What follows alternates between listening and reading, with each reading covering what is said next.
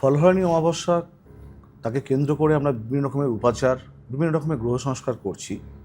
সেরকমই একটি গৃহ উপাচার যেটা আপনি বাড়িতে বসেই কিন্তু করতে পারেন, যেটা করলে আপনার যাবতীয় সুখ সমৃদ্ধি বৃদ্ধি, মনের আকাঙ্ক্ষা কিন্তু পূরণ হতেই পারে এই ফলহারিণী অমাবস্যা তিথিতে। কি করবেন জেনে নেব।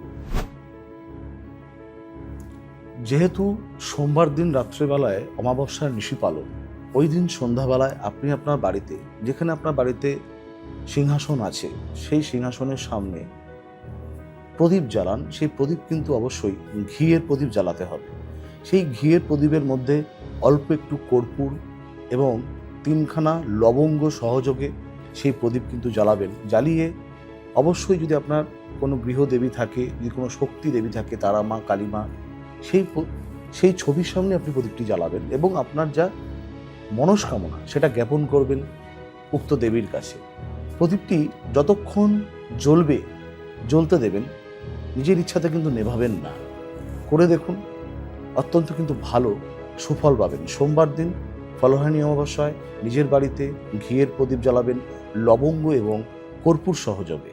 প্রত্যেকেই ভালো থাকবেন।